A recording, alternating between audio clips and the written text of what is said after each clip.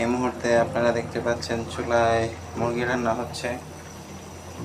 তো এই মুরগিটার ভিডিও করার পিছনে একটা অন্যতম বিষয় হলো যে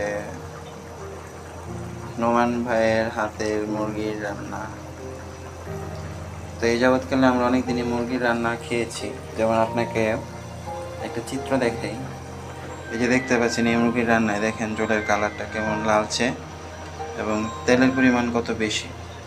তো এটা আমাদের বাসায় যিনি কাজ করেন সহযোগী, উনি রান্না করেছিলেন।